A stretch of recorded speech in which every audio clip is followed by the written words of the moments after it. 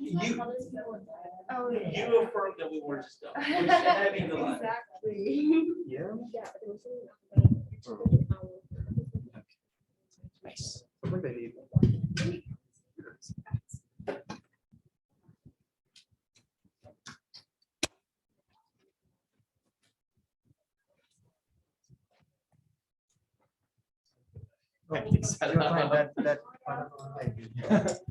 So there's that for you. That should let you scroll through and everything. But other than that, let's start here in a second. Okay, I'm ready. Yes. So here. Yeah. Sure, but the State Department's like, which I would love to work for the State Department. Yeah, it'll be similar to So much about a key brush. process. These are about people like, oh, I think people asking questions. Because I don't like that you write. Oh, Yeah. it's like, So the opposite of sure. no, the one. Very good. And we have all. That's native. college. Oh, C1. Yeah, I applied for. Yes, I saw that. Oh, yeah, I appreciate that. And we'll make sure to spread that on our. Oh, I'll say something really quick, but awesome. Yeah, thanks again. Yeah, absolutely. Alrighty, good afternoon, everyone. Thank you all so much for joining us today, and welcome to our first official Arts and Sciences CTC meeting specifically. So here today with us, we have the College of Arts and Sciences, Dean Chakrabarty and Assistant Dean Culbertson here to help present the fee. So without further ado, I will go ahead and turn it over to them. Good afternoon, and thank you. Good afternoon, everyone. Thank you very much. It really feels good to be here with, among the students. So we have some folks in the cyberspace, but good to see students in person, right?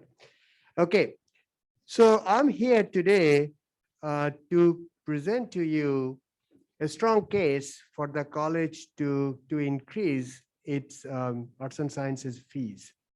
Any fee increase we take very, very seriously. So we have gone through the process of thinking through how this could affect the student success and the access, that challenge that this fee would create. So we consider all that, and then we submit it to the provost in November.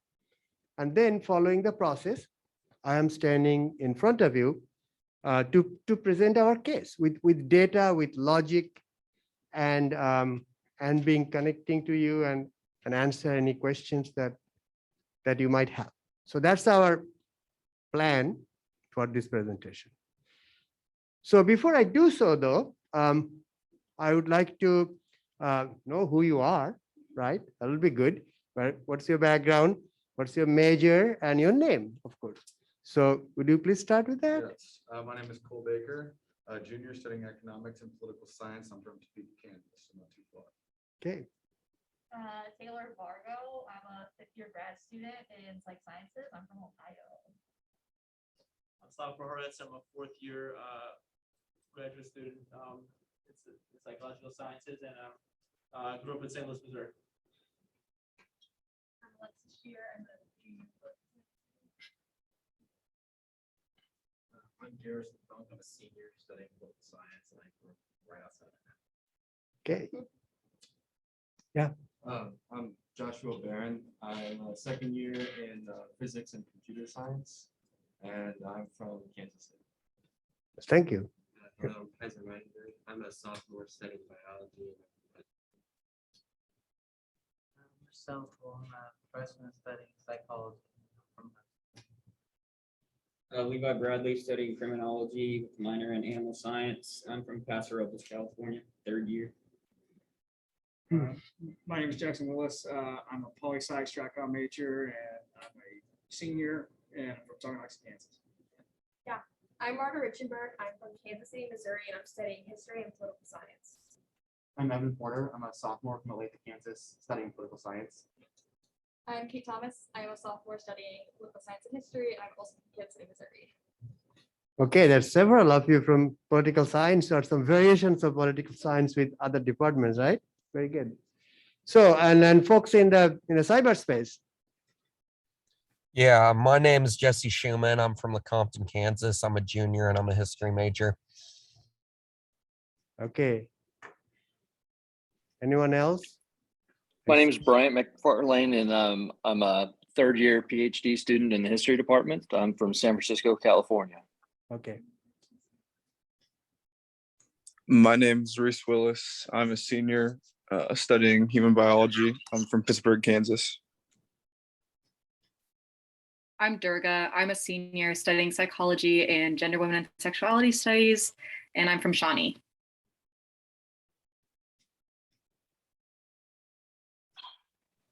Hi, Dean Chakrabarty. Michael Dowd here, joining virtual this time. It's good to see you again. And, Good to see you. Yeah, excited for the conversations that are about to be Yes. had. Yes. Well, thank you, Michael. Thank you for joining this discussion, and thanks everyone. So here we go. So let me start with, let me first make sure I understand how this works. You want to turn off that big part?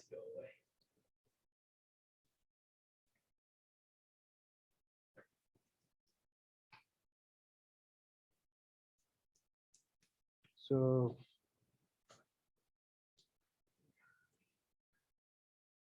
you may need to get, it will go now. Yeah, there we go. Okay, as I started out, the magnitude of the arts and sciences student fee is based on a balance between ensuring student success. We need to pay some money to make the student successful, and maintaining our land grant affordability, access, that you should still be able to continue with your education, that the costs are not prohibitive, right? So that's the balance that we like to do. So, so when it comes to student success, it supports the 2025 strategic plan that the university has, and also that the college participates in it, and college has several themes that goes with it. So you can see that the university plans on research, scholarly activities and discovery, undergraduate experience, graduate experience, directly connected to student success. And then the college plans to facilities to student prepared to make a difference, top 50 graduate programs, top 50 educational foundation. So that's the overarching theme of student success that we are working with. Okay, how is your, is there any way to close the top? Yeah, the top. Panel, yeah, so that folks can read. Yes. Or you can move it to the bottom. Or you can move it to the bottom. There we go. Okay, thank you. So you can read the title. How is your education supported overall? And so state supports about 19% of the total university costs. The tuition that you pay, 75% comes back to the colleges, not just particular college. There is a way to allocate those tuition money. And the fees that you pay, 100% of the fees come back to the college, the particular college that's putting that fee. And so we have to be extremely careful in how we distribute and allocate that fee money, because it should work 100% for you and nothing else, right? Okay. And then scholarships also, that college raises a lot of scholarships, and that money replaces tuition and comes back through the usual process to the colleges. And then talking about more state appropriations. Sorry, I think whenever I click off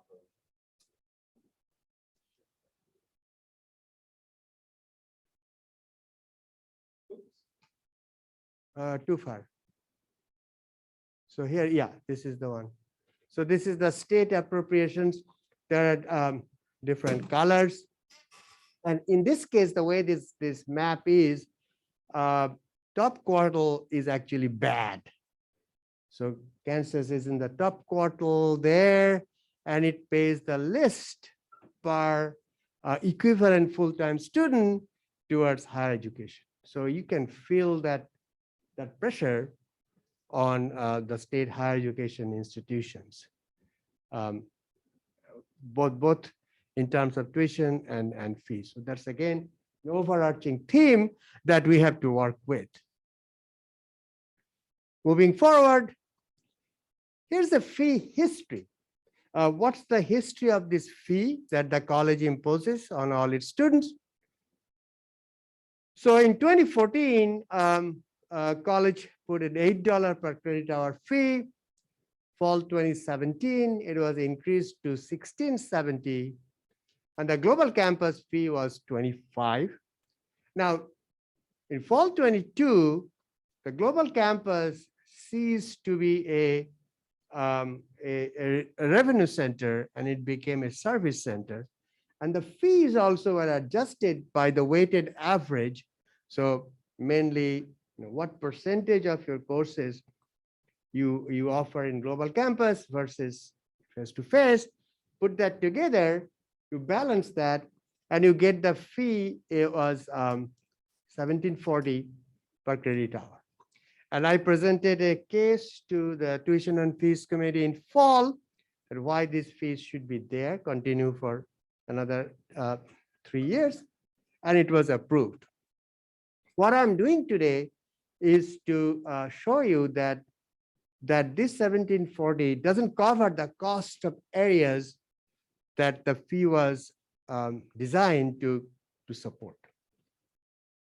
So current fiscal 22 fee revenue is about 3.1 million, and the cost of services that this fee is supposed to be covering is about 4.3 million. So there is a gap there, and because of that gap, we are proposing that the fee of $17.40 per credit hour be increased to $25 per credit hour. Okay, so that's the history of it.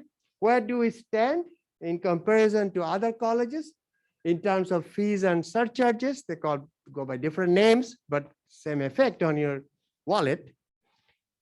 And you can see that we list, the VetMed is different because they have very different pricing structure.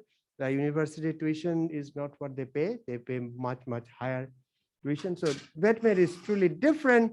And if we exclude them, right now, our $17.40, we are lowest among the colleges. That's the point that I want to bring to you, because we are really serious about access. Okay, where do these fees go? Well, 100% of the fees, as I was saying before, goes back to the students, student initiative. So where do they go? So they go to GTA stipend supplement. These are graduate students in our college. They also participate. The GTAs wear different hats. They're doing their own studies and own research. They also participate in undergraduate instruction. And so we would like to have strong graduate students, GTAs, that can really help our undergraduate instructions as well, along with doing their own work. So that goes to stipend supplement, hiring advisors in departments. We didn't have that before. Lab and course supplies, student learning assistants, undergraduate research scholarships, undergraduate and graduate travel allowances, and equipment for teaching labs, studios, and recitations. As we'll see in the presentation, is that this is not just for the sciencey labs, but the fee money supports instruction in every department, every single department. And I'm going to show you that did. So, okay, so the fee breakdown. So GTA supplement is about 1.8 The advisor support is about 760. So these are fixed sum, right? So how do we figure out how much is the GTA supplement? So what we did is that in 2016, we followed the Ohio State survey to figure out what's the median stipend of our peers. And I often say that no one in this room wants to be average, but that was our modest goal because we were at the bottom. So that's the target we made, and that's why we supplemented GTA stipend with the fees money. And we are behind because that was done in 2016 and today is 2022, right? And everyone else didn't stop there. Oh, Kansas State is doing better. We better stay at our spot. They went up. We didn't do anything beyond that. So we are really behind. And there's a stiff competition in getting high quality GTAs into our college. And so that's one aspect that we like to address. And advisor support, this is also fixed cost. Just because your enrollment goes down somewhat doesn't mean that you can let go an advisor. And as we'll see, the way that advising is done, we have some fixed number that per advisor. And if a department doesn't have that many majors, an advisor sometimes takes care of more than one department majors, which is a more challenging job than just working for one set of students, right? Okay, and then classroom supplies. And this supply, the way it works is that you look at the request that we could not fund. This comes from the department heads. So we ask every single, we have 22 departments. We ask every department head what money you need to be successful and what money you need to make your students successful, because these are interconnected, right? And they send us their request. And this year, we had a little bit of extra money one time from the pandemic because we didn't have a large number of face-to-face sections and labs and studios. So we have some money savings there that we're kind of backfilling this year. That's one time, that's going to disappear. And so there's a huge shortfall there. And then classroom and lab equipment upgrades. This is also in multiple departments that they ask for large equipment support. And we have requested 200, the department has requested 250,000. We just could not do it. We have done this in the past. We have done this in the past, set aside 250,000 so that this request we can support. We couldn't do it this year. And then student learning assistance, undergraduate research and travel. This is where we have some savings also because very few students were traveling last year to present or going to conferences and all that. So have some saving again one time because it's opening up. Students, we want our students to travel. We want our students to go to their conferences, present a poster or a talk, and interact with the experts and stalwarts, and that's part of their education. So all these things, if you put together, then 3.1 is what we have, and the total request is 4.3 million. So that's the background of the increase. So how do we allocate the student fees? I touched on it a little bit. I'll go over this in more details. Main point I want to make to you is that this funding or fee resources goes to every single department. It's not just the science departments grab everything. So advisors, the way we figure out is that there will be 300 students for advisors. If they're not 300 major in a department, then the advisors, that particular advisor will support more than one department. For example, history and political science has one advisor, and then physics biochemistry and statistics has one advisor. Very challenging job. You know, you have to really pay them well for them. There's a huge turnover to those taking care of these three departments, just because, you know, the total number of students is about 100, let's say, doesn't make the job any easier, because you're looking at three completely different departments, and the student success that demand in this each department is different. Okay, GTA supplement, I talked about the Ohio State survey of median salaries, and then travel and research funding, students apply for these funds. This is actually a great thing, really great thing that colleges has been doing. So why is it great? Typically, undergraduate research is supported by somebody has a grant. They say, I'm looking for a student, could you come work with me? Here, the college provides the money to the students, not to the faculty members. So the students can work with anyone, literally anyone in the college. And we have this this call for these proposals 3 times a year in spring, fall, and summer. And you can apply for this, and it's $1,000 scholarships that you can use to for furthering your education. And then classroom and lab supplies and undergraduate learning assistance. This is also important part. We want our students to go beyond just memorizing a few facts and taking an exam and getting a good grade. We want our students to participate in creating new knowledge, which is the research, and participating in our instructions. Come back, say you got an A in the class, you come back to work with your peers about what you have learned. That's the learning assistant. And we have many departments where these students are employed. And when you are surrounded by 20 of your peers and a very challenging situation, it makes your learning more complete than just taking a multiple choice exam, right? Because the students will ask you challenging questions.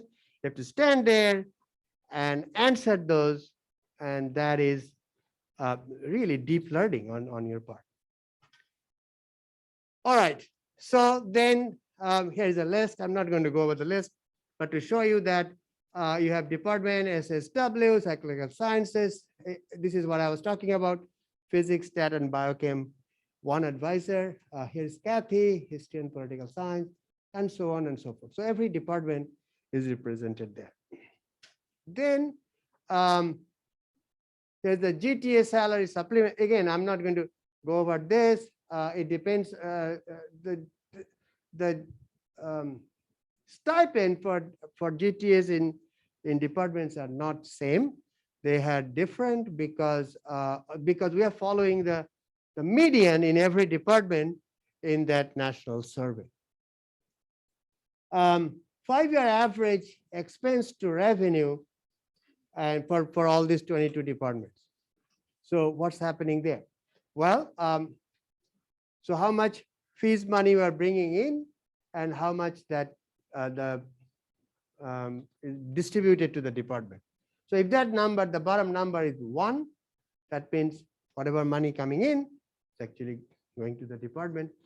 And you can see that it's distributed around that 1 with some major things to point out. One is biochemistry. It's really an outlier, because biochemistry's history has been that this started in College of Agriculture. And so the Agricultural Experimental Station has been supporting their research and their graduate students by large sum of money. And that has kind of dried up. And so you cannot just reduce the GTA stipend at that point.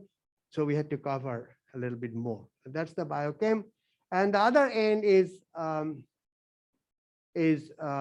philosophy, which is at the low end of this spectrum. And we have touched that English and philosophy have higher instructional tuition costs due to smaller class sizes compared to chemistry and physics, which is much large lectures. So in many cases, these are connected to the writing skills of the students. And so you cannot do that with 150 students. Okay, class and lab fees. So what do they support? Here's some example. This is not an exhaustive list. What do they support? So they support the language labs in Eisenhower. So this is the modern language. The political science history lab in Calvin, computer graphic design labs in art, production equipment in JMC. And this is where some demand for large equipment comes to us, which you couldn't fund last year. Math labs in leisure, statistics labs in Dickens, theater and dance production material. You will see that music and theater students travel quite a bit. I mean, when you talk about conferences, you think that, oh, this must be dominated by the science departments like chemistry, physics, biology, biochemistry. Turns out that the students who travel, the largest number are with the music and music, theater, and dance. We'll come to that. Cadavers in biology and lab supplies in chemistry, physics, and geology. These are often supplies that you cannot reuse. And so there's an inherent cost of this education. ArtsCAD Awards, again, spring 22. I'm not going to read all the names, but to show you that this is actually all over the college. If you take a sample, you'll see that history, biology, chemistry, theater, dance, biology, social work, and go on math, English, math, medical microbiology, psychology, history, and so on and so forth. So this supports student research in all over the college. This is just one semester sample. Travel award, and also you can see that this is also connected to every single department. And let's look at, so biology is 9,400. You would expect that because biology has a very large number of grants, so they can support students to travel and also to educate the students in the labs. So you kind of expect that. But look at music, theater, and dance, 25,000. That is a really amazing part of student education. All right, so that's again, that's all over the college. When you go on, and fees we talked about student success. Fees have helped student success, students achieve their goals. Here are some data that you should look at. So these are 2025 university and college benchmarking. So with the benchmarking started in 2011. So this is when President Schulz started the 2025 plan. So there's the baseline in 2011. And then there's a 2025 college goal. Every college has to set a goal. Look at that. So this is the freshman sophomore retention, which was at 77%. It's currently at 84.5, 85%. And that increase is huge. That increase is huge. Everyone has to work extremely hard to make this happen. The graduation rate, we started with 53%. We increased by 10 percentage points, which is about 20% increase. Huge gain, huge gain. I'll give you another number. Through a global pandemic, right, where you will hear all sorts of things about bad things happening to educational institutions, our college graduated 1,100 students. 1,100 students. I think that's a major achievement for our faculty and staff and advisors in the college. This is no small feat. And undergraduate research participation, that was not even a metric in 2011 because it was not pushed hard at that point. The college picked up in about 2014 or 15, and then really the undergraduate research numbers picked up going forward from 19 or so. And we had 600 693, 630 students participating. They went down to 385. And we believe that this is just a one-time drop because of the pandemic, the labs being hibernating, closing. Folks are following strict social distancing, and it's very, very difficult for students, particularly undergraduates, to participate in research. And so you can see that drop.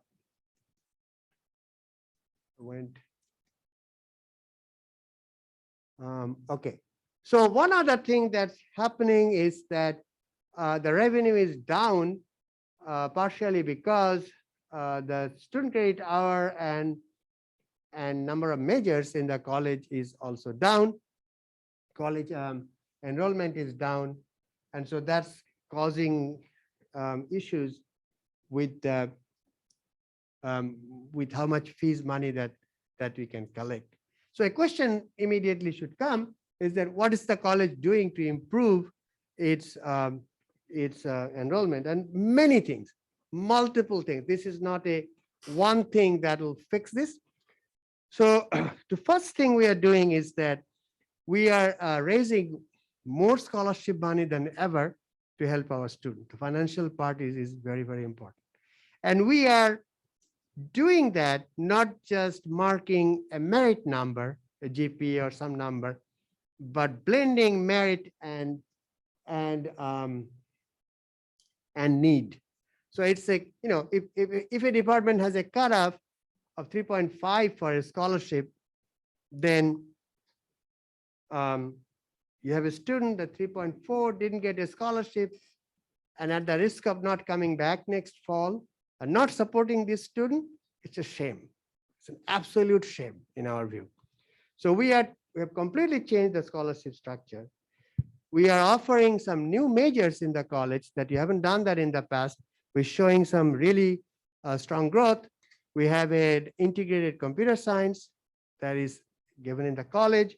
We just started an environmental science major that is picking up, hasn't even started, but number of students enrolling there is very high.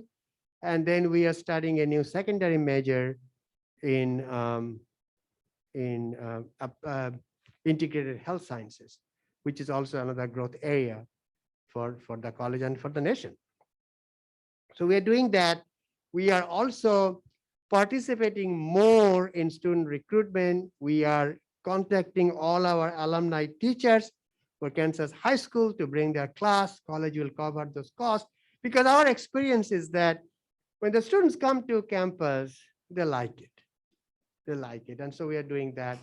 And when our Office of Recruitment and Admissions, that's the central office, not the college, when they bring in students and families, and I go there to meet with them, present the college case and all that.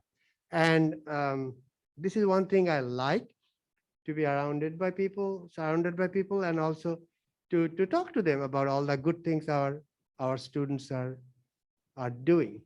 We are also teaming up with engineering and using the Olathe campus near Kansas City to attract students from various counties there, Johnson County, Wyandotte, so Kansas City, Kansas, all parts of that. And so there are many things that the college is doing, and enrollment will pick up to some extent. But there is a very strong demographic force against the population in Kansas, high school graduation number in Kansas, and fierce competition between universities in large metro areas like Dallas and all that. So there are many things happening, and because of this enrollment decline, there is also another force, is that some students and their families think that liberal arts education or majoring in liberal arts is not a productive thing. They're wrong. They're absolutely 100% wrong. How do I know that? I'll give you two numbers and you can decide for yourself. One, before COVID, the placement rate for students graduating from our college, large number, right? 1,200 students. was 98%. 98%. If you think that arts and sciences majors cannot get a job, you're wrong. 98% of the students either went to graduate school or got a job. Post-COVID, throughout a global pandemic, what happened to that 98%, you think? It went down. How much? To 94%.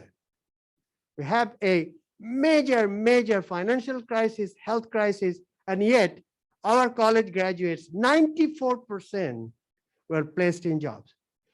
So thinking that arts and sciences education is not going to give you a job is just absolutely 100% wrong. But that perception is there, and we are working with our teachers, counselors, advisors, and families to keep that message. So the college is doing some marketing, social media and other marketing about how great the programs that we offer. So all these things we are doing to improve on our enrollment. All right, here is the crux of the story. From 1740 to 25, the increase will be $114 per semester. So I'm going to do some math with you. Okay, $114 per semester, right? So let's say that you have to work outside to make that money to pay for that access. How many extra hours of work that means? Well, 114, if you get $10 an hour, that's about 11 hours of extra work. This is a hypothetical discussion, but it will give you the idea behind it. So 11 to, let's say 12 hours you have to work a semester. A semester is about 4.5 months, let's say 4 months. So that means every month you have to work 3 hours extra to pay for this fee, right? So meaning an hour a week. I'm still rounding. An hour a week. I claim that the things that we're going to provide with the fees will make your education more efficient than hour a week. This is our claim. We have good data to show you. Good data to show you that your education will be more efficient than hour a week, which is the cost. All right, so the breakdowns, and here are the advice that I've shown you all these numbers. It just put together in the chart. Revenues for advisors, GTA supplements, classroom supplies, and so on comes to about 4.5 million. The original ratio that we proposed in 2017 was about 40% for GTA, 20% for advisors, and so on. Went up quite a bit because these are fixed costs for GTAs and advisors. We want to attract good GTAs like you, and also to pay our advisors reasonable such that they don't leave us. And so this became fixed cost.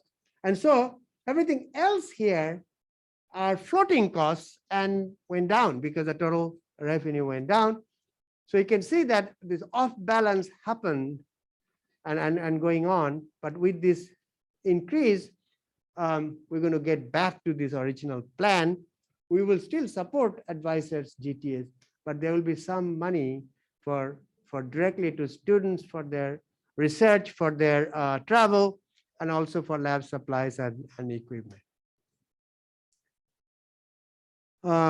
This is a budget forecast, what we expect, how much student credit hour, kind of details that adds up to, again, this 4.5 million that we have been talking about. All right, so I'm going to, before you get to questions, I'm going to summarize with things that I have said so far, started out with. We take any kind of fee increase or tuition increase very, very seriously. We know how hard it is to pay every single dollar for your education, and we take it very seriously. But we also want you to be successful. We also want that students graduating from arts and sciences are well equipped to either go to for further higher education, graduate school, or other schools like medical schools, or they get a job. And to provide that sort of education, we are asking for an increase, a slight increase from 1740 to 25 per student credit hour, about $114 per semester from you. And I have in my presentation tried to show you why this is needed, what impact it will do to your education. I hope that after I answer your questions, I hope that you will support this fee increase, and so that we can make our students as successful as they have been in the past. With that, questions? I'll go ahead and take this super quick. People on Zoom, I am going to go ahead and open up the chat. If you will either let me know that you have a question via chat, or if you want to just type out the question, you're also more than welcome to. But I'll go ahead and run the mics. Sorry. Whew. Dean Chakrabarty, if you just want to chill somewhere in here so you're still on camera, I can run the mics back and forth for the people in the room. So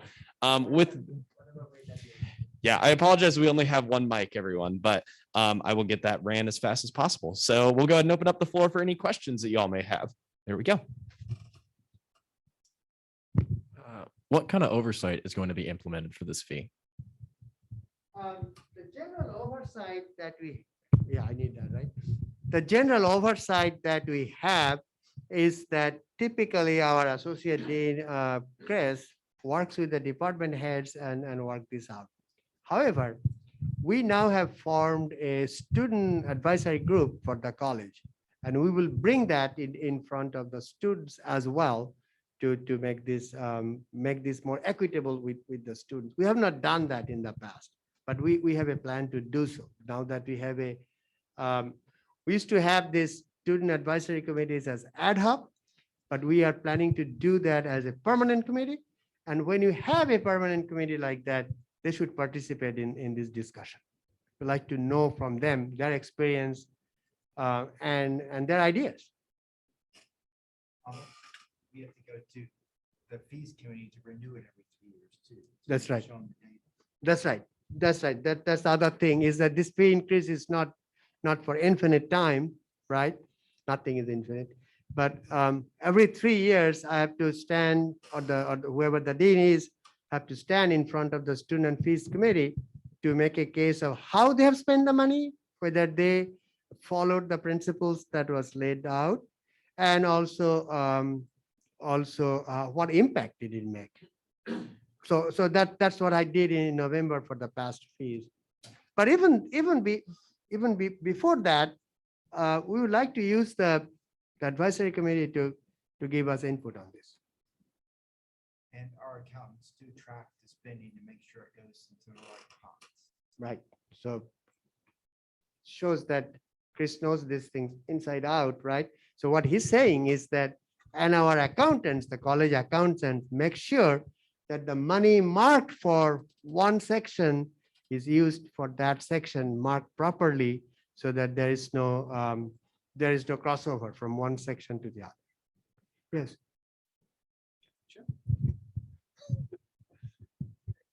What all new lab equipment and grants will there be that will come from this increase? Okay.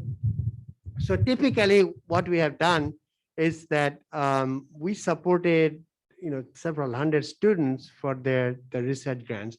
So what we do is that in fall every year, we have a research fair. And in research fair, we have a scholarship that someone shows up, participate in the fair, goes from one booth to the other, and their name will be just drawn in a shuffle to provide a scholarship. What this scholarship does is that it makes more aware, that the students get more aware that research scholarships are available. So the students come forward with it. That's one aspect. So we don't know exactly how many students will come forward, but we expect that, since we're opening up more and more, our numbers will increase back. So that will be one thing. And then the second thing is that we really depend on the departments on what they need for this department. The numbers that I've showed you from the departments, what they asked for this year, there's a huge shortfall of what we can provide. So that's the number we're using for this projection. In the past, we have given recording and other instruments to JMC, and now JMC and Com Studies are merging, so to create this big division or school of communications. So their need will be more. We have given money to chemistry. We have given money to physics. We have given money to Chris, do you recall other big instruments one? Geology. Geology is one. Yeah. So yeah, it comes from the department. Every year for these big instruments, not every department can be supported. But sometimes what happens is that we kind of stagger them, and the department may have some stopgap money they buy it anyway, and then maybe on an installment of some sort, pays for 1 year and so on. So there are many ways that we balance. This is a juggling game in this college to balance in our budget, and everyone understands that. You should. So right now, political science and history have a computer lab in the 3rd floor of Calvin. The computers are 5 years old now, and so they should have been replaced 2 years ago, and we haven't had money in the equipment budget to do that. So that's going to be like $35,000. And so that's one of the things that, we have to try to do. And it's really easy for that equipment to get antiquated. I think most of the equipment that we have bought in biology, physics, and chemistry are all on the order now of 8 years old. And so one of the ideas behind the fee is to allow students to be able to work on instruments that they will find in industry. And so an instrument that's 8 years old is now obsolete in industry. So what we want to do is replace those with instruments and software that will allow the student to be sort of able to just go right into a job and say, hey, I've got experience using this HPLC, or I've got experience using this spectrometer, or I've got experience using this particular software. We spend a lot of money on our student fees every year also to upgrade software. So there's software licenses in statistics, in journalism, mass communications. There are software licenses in art with the Adobe suites and things like that. So, and those things can be pretty pricey. And graphic design also needs an upgrade on their computers too. So, and JMC. Does that answer your question? I was just curious. Did you have one other question? I got a lot more than another, but Maybe this thing should go yeah, to sorry, you. my bad. The one I was wanting to ask up about was, you mentioned that your accountants would be tracking the spending of the money. Is that going to be happening as spending is going on, and a detailed record will be kept, or you'll be auditing after the first year? You're going to be auditing before you have to make the report in 3 years. What does that process look like? Okay, so there are two parts to it. One is that the accountants will do it every item. They cannot mark it wrong as we go. So that's their job. So they will do that because they are the good accountants. They know what section it comes from, and so they will mark that.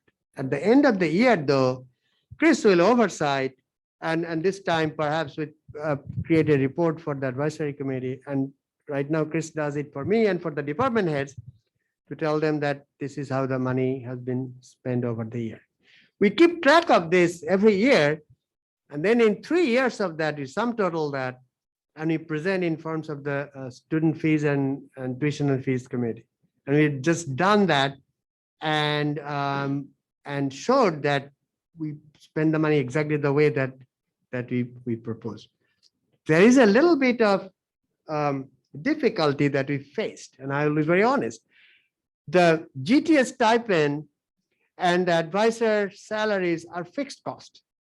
So you cannot, just because you're fees money revenue gone down, you cannot really change that. You cannot say a GTA that, your stipend next year will be 20% less. Who will come? You cannot tell an advisor your salary will be 20% less, they'll find another job. So these are fixed costs. And so the pressure on research money, travel money, and the supplies money, instrumentation money has been more. And that's the number that I presented. There's a fixed cost or there's a floating cost. Revenue goes down. You cannot touch the fixed cost. It goes down on the other. Other than that, we followed pretty much what we proposed, and the fees committee agreed with us that we have. Super quick, one thing that I forgot to mention at the beginning, Dean Chakrabarty and Assistant Dean Culberson will be back with us next week. So if you have any like number specific questions or anything that requires like potentially some research or time to get, please feel free to shoot me an email with those questions, and I'll be sending out an email as well, reminding everyone to do that so that they have time to do that before next week. But we will continue on with questions. Thanks so much. One of my initial questions, do you know off the top of your head what the base amount is for the GTA stipend? Well, you mean how much is how much you support with the? Yeah, before the supplementation, what is that number? That's about 4 million. Okay, what is that? Do you know on like for an individual, do you know how much that is? It varies from department Okay. to department. Yeah. So I'll give some rough estimate. We have about. Sorry. I have to be. I have to be a little bit careful though with that. What I gave you is a stipend, but the GTA total package is not just stipend, it's the tuition waiver that comes with it. And so there is a stipend part and there's a tuition waiver part that the college covers as well. So tuition waiver is about, 10,000, 12,000 per year. So we have 400 students for almost 400 GTAs, now 350 or so. And so you can estimate that how much is the stipend and how much is the tuition waiver. It's about 8 million, 7 to 8 million. Yeah. The college spends on that. How about those exact numbers are in slide 12? Okay. Awesome. But Yeah. as you said that I should know these numbers. No, I don't know. You're totally fine there. I'm doing some estimates here. Yeah, my mate, like that's just a lead up. Like my main question is, what are the constraints on why can the tuition aspect, the tuition support for that, why can those bases not be increased? What are the constraints coming from the rest of the art side budget as to why does this need to come from fee money? Why can't this come from tuition money? It has to be balanced by both. Just there's not enough money to do that. But we also understand that the tuition money can. If you would like, yeah. Yeah. So sorry, thanks. I think we point out in one of the slides is that we are also planning to increase. See, raising this money will bring us back to 2016. So some money from the GU budget must be paid to the GTAs to bring them back to the 2022 median. So we are willing to do that. We are going to push for that to get there. So it has to be a balance between that. It just cannot be all done by the GU budget. The GTA budget for the college historically has been so low. And you can see that in various departments, particularly the liberal arts department, English. When my wife was a GTA there, her stipend was, if I remember correctly, 6,000 or less. This is in the 90s. And now it hasn't gone much by large amounts. 20 years have passed in between. So we have a lot of work to do. And so we are planning to do that. We actually said that in one of the slides that we will allocate more GU money for GTAs as well. We need to keep our good GTAs. They are the essence of the college when it comes to research and also undergraduate education. Good question. That's a very good question.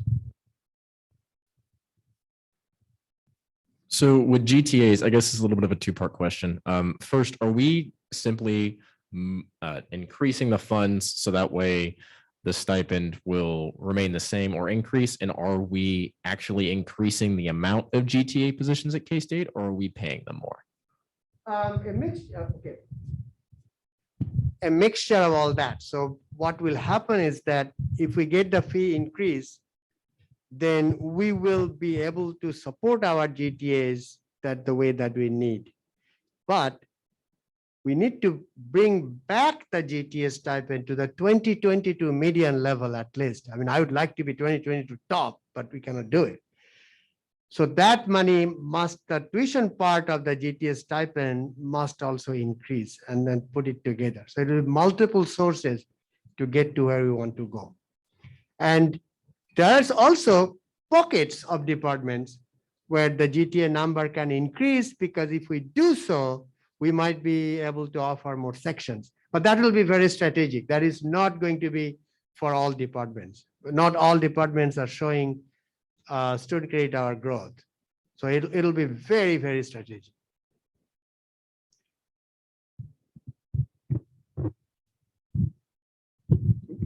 Thank you for coming out and talking tonight. Just kind of to hit off of that, can you go further into explaining the kind of importance of GTAs, especially with there were lower numbers in supplies, but the obvious need for new equipment and such, especially when over half of this fee is going to be going towards that. Obviously, there's what 15,000 students in here and only 400 GTAs. So I would just like to see where that is the priority, if possible. Thank you. Yeah, very good question. So what do the GTAs do? Well, there are two parts to the GTAs work, and we have real GTAs here. I don't have to put words in their mouth, but you can come forward and say whatever you want. So the two parts of our mission for the college. So land grant university, we have three parts mission: that we create new knowledge, we transfer knowledge, and we do outreach, right? We educate our citizens. To create new knowledge, we need the GTAs. That's the main thing that they do, to create knowledge. So Carnegie Foundation rates universities on their performance of various fronts. And one of the things they look at is their research performance. And research performance is connected to how many master's and PhD students you graduate. And so that's why it becomes very, very important. But without GTAs, graduate students, I should say,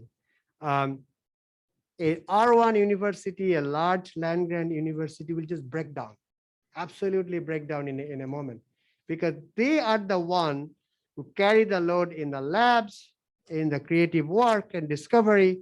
And at the same time, they go to classes and sections and teach, whether in physics, whether in English, writing, communications, whether in statistics, in maybe even in 300 level classes, in com studies, teaching the speech sections, in JMC, I mean, all over. In psychological sciences, they teach sections and sometimes even classes. So they perform all over, and they are relatively cheap. Why they are cheap? Because this is not a real job for them. They are here to be trained. And so that's why they do it. In a normal circumstances, if we open this up and say that you come here, you teach these classes, and that's all you do, the cost will be much, much more. We get away with having these fantastic people because they're also here to learn. And that is a beautiful model, really beautiful model, that they are learning their skills, creating new knowledge, and also participating in undergraduate education. Otherwise, it will not be affordable. Your tuition will be way more, way more. Goes back to that slide of the balance. First to second slide, you had the balance between student success and affordability. Yeah. And right off of that, I know this is going to vary widely from department to department. About how much of a GTA's work is research versus teaching? Approximately half and half. With the GTAs are marked as 50% teaching, So typically they will total, not just contact hour, the total work that they do will come out to be 20 hours. It's not that every week is 20 hours, 20 hours, 20 hours. It varies quite a bit from week to week in the semester. But that's what the expectation. That's what if you hire international graduate student, that will be on their I-20. How many hours? 20 hours. And if you cannot do more than that. So that's the standard practice of a halftime. When you call a GTA halftime, that's what it means. The other 20 hours is when they should study or be in the lab or whatever they need to do to advance themselves. That's why they get paid half as much as an instructor. Sometimes even less, much less. We get away with it because they are also students. So the stipend part is extremely important. It's not just, you pay a GTA $10,000 and they will come and do this job. You also provide the stipend part. And you have to remember that there are like 100 lab sections in chemistry every semester. There are 12 faculty members and 2 instructors. The only way to cover that many lab sections would be with GTAs. And then same thing like with Psych 110. And I should put out a note to psychological sciences. They have special classes to educate their TAs before they put them into the classrooms and that. And many programs have some type of educational component to help make those GTAs effective instructors, hopefully the first time they step into the class. All right.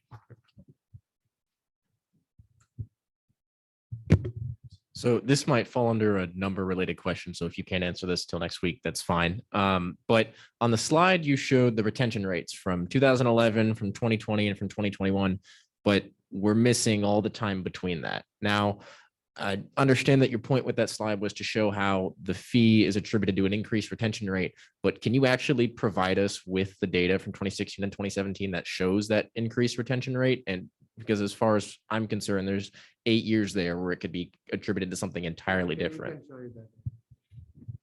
Awesome. Yes. You can see the trend already, but if you're interested in that data, you could, yeah. It's kind of follow up on that. In terms of, and let's say the data does say that, but like, how are you attributing those numbers to increases in tuition? Because just because 2 are going up doesn't mean they're related, right? Oh, absolutely, absolutely. But we say that we are putting the fees for student success, and if the numbers were actually went down, that would be a different case, right? Right. So student success is a very complex issue.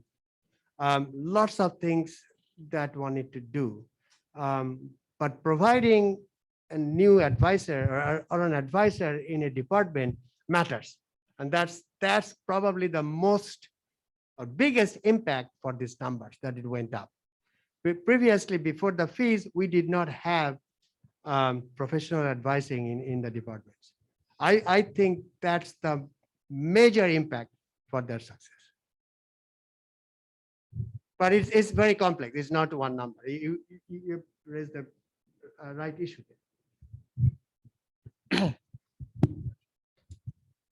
For the lab supplies money, what's the process to apply for that? And obviously there's such a higher need than your ability to allocate them. So what are the criteria upon which you decide who receives those monies?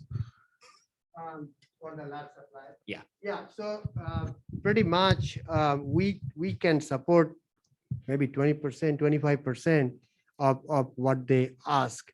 So we ask the department that, hey, we don't have money to support all this. Would you prioritize what you think your biggest need? So that's one of the things. And then we also visit with them. It's not just, they send an email and that's that. We visit with them. Chris works with them. Our accountants also work with them to see if they have other source of money to kind of punt for one semester or so. And after that, we try to put together all the major we must have monies together, and that barely matches. So sometimes we ask them also to provide us lists of must have and nice to have. The nice to have is way more than even, we didn't even list that. They have all those, things that they would like to do for their students. But must have, and we really should have them, that number is huge. We can only fund maybe 20%. Yeah. So each department head will provide me with a spreadsheet. That spreadsheet has a list of every class that's going to be taught that semester. It'll also talk about every supply or category of supply, because we can't really track every single box of gloves and stuff like that, but every supply category in which they need something. So they'll say paper, and we need X amount of paper, and I can't actually calculate it, but I have to trust to a certain extent that that's what they want. So, I mean, what we look for is what, as Amit said, is must need supply. So if they're a consumable, meaning that supply is used during that semester in the class and it can't be reused, and that's necessary for that class to be taught, then that's going to basically be supported. If it's a piece of instrumentation that's only 4 years old and it could probably last another 3 or 4 years and we don't have money, then that's not going to be supported. Although it'd be best to keep that equipment as up to date and as modern as possible, it's not, students can still learn on it. It's just not going to be as optimal as we'd like. So that's sort of the process there. And sometimes a piece of equipment does break, and then the department heads will let me know that. And we always keep just, a little bit in reserve in case something like this happens. I don't know if you all know, but just before the classes began, we had a huge over voltage occur and power outage on campus, and that actually burned up some equipment. And so I can use a little bit of money to help resupply that equipment or replace that equipment so that you all can, be successful in your labs and that. So.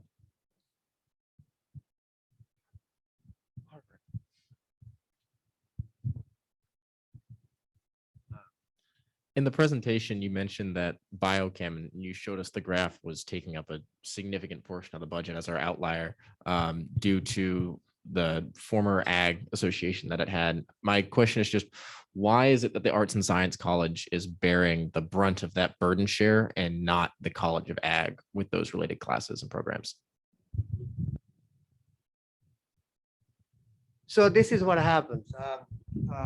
College of Ag or Agricultural Experimental Station gets money from the state directly to them, because that's the research, agricultural research that the state believes, and I agree, is very, very important for the economy of the state. So they get pretty much earmarked money. That went down. So that money doesn't just go to biochemistry, that money goes to many departments outside of the College of Ag to support their mission, right? So what happens in that, when that money goes down, they're also supporting faculty, they're also supporting other research costs in multiple departments. And then they say that we're not going to support this money, we'll not be able to do that. The college has to pick up. There's no other way of doing it. Because if they say, no, this is all money we have this year, and so either you reduce the number of GTAs, either you say a third year GTA that, great, you made all this progress, you published 2 papers, off you go. You can do that. Or you can say that the college has to just pick up that cost. Having said that, I am working with the biochemistry department to come to a way that this large sum of money that college putting there needs to be redistributed over several years. Maybe we'll reduce the GTAs, maybe a tiny bit from end, maybe the department will pick up something from their research money. And so we're trying to balance that. We're working on that. But that's the reason that this happened. Yeah. So in terms of the cost of your education, 94% of it is paid by your tuition and 6% by fees. And as Dean Chakrabarty said, most of the B&B professors are paid from AES money. So essentially, you're not actually even using tuition money to help pay their salaries. So they're very cheap on the tuition side, which doesn't show here. But they're expensive on is the fact that you have to pay a little extra in their GTAs. There's also lab supplies and also the advisor, the professional advisor. So those three categories combined mean that on the fee side, you spend more on them than they actually generate. But on the tuition side, which is actually the much larger side, you actually pay very little for them and you get a really good deal. And that's really hard to convey in just a simple graph like that. So, and that's why I say that philosophy is very expensive on the tuition side, but very cheap on the fees side. And it's really hard to show you all how those two balance out in the overall picture of things.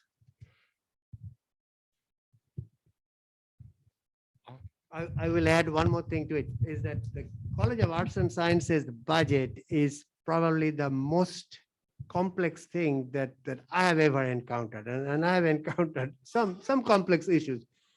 And because that there is no simple way of running it by spreadsheet and these 22 diverse departments and to fulfill their mission, there is no way of doing that. So there's been talks about, hey, university is running by this budget model. Why doesn't the college does it? That'll destroy the college completely. And that's why it's so complex to run this college. You have to balance the fees, the tuition, the research, money, and also at the same time, maximize student success. Students are the reason we are here. And I would say it'd be great if we didn't have to have a fee. It'd be great if we didn't have to have a fee, but Board, the Kansas Board of Regents wants to keep your tuition low, and the state legislature does not support higher ed to the extent that most other states do. So the only way we can sort of balance that student success and affordability is to add a little bit in the fees. But the nice thing about the fees is that we get all of that back. And the tuition, you only get about 75% of it back to use in the college. So that's the nice thing about using the fees to do this rather than a tuition increase. Have a question on that? Oh, I just wanted to point that out. Oh, okay. all righty. Are there any further questions either in the room or anyone on Zoom? Gotcha.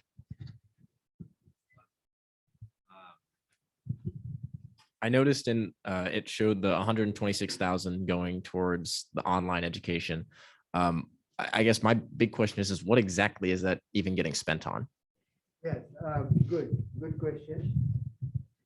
Very good question and thoughtful question. So college has hired an instructional designer for online classes. So what they do, if you look at the online classes that the faculty was preparing before and what they're preparing now, there is a huge difference in quality because of our instructional designer helping them. Secondly, all the classes are being accessible to students who might have some kind of disabilities. And so preparing those classes, online classes for students with disability also is a huge endeavor. And so this designer is also doing that. It's mostly her salary and a little bit scattered things here for accounting support and staff support. So that's where all the money is going.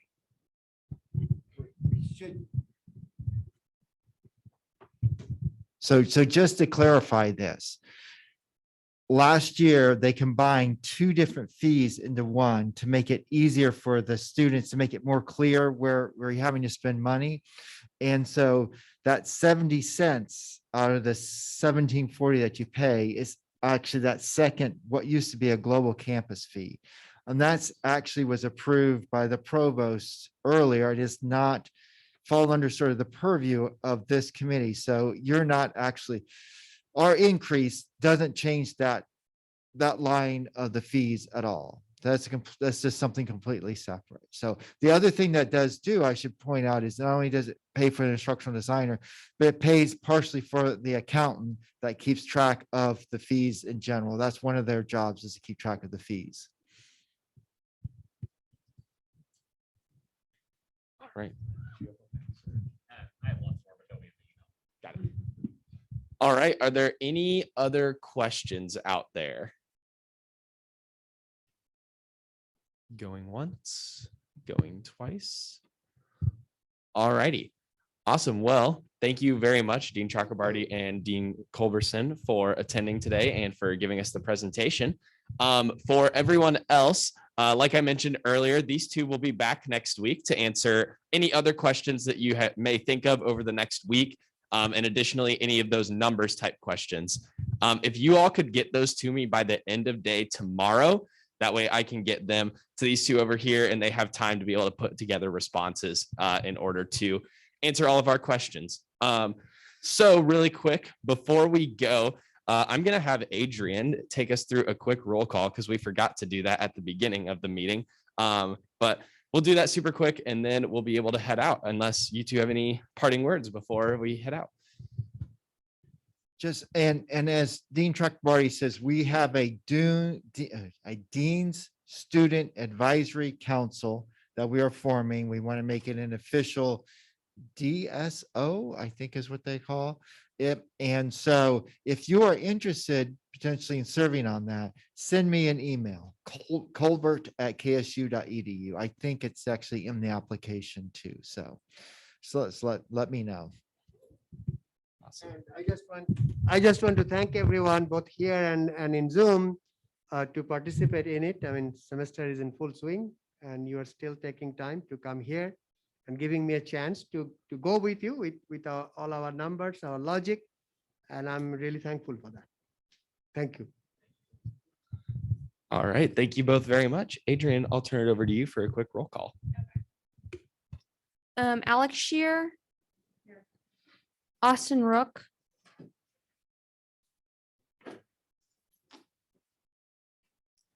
Bryant McFarlane. Here.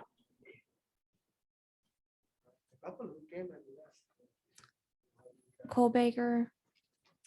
Drew Wallace. Okay. Durga. Here. Manny.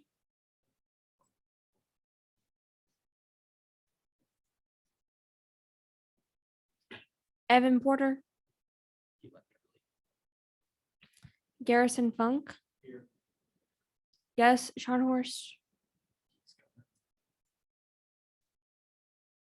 Jackson Willis. Jessica Binkley. Jesse Schumann. Here. Josh Barron. Justin Castellotti. No. Kate Thomas, she left early. Kennedy Mounts.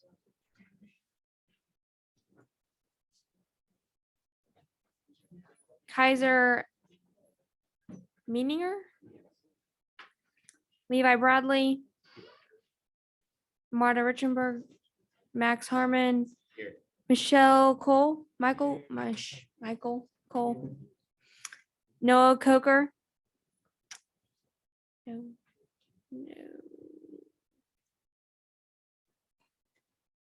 Reese Willis. Here. Sarah Wallace.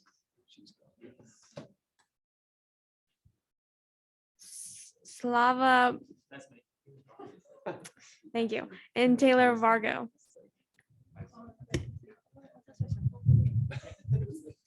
Awesome. Thank you, Adrian. So with that, we will go ahead and adjourn for today. Please make sure if you have any questions to get those to me by the end of tomorrow. Thank you all so much for joining today, everyone, and have a great rest of your week. Okay, stop recording.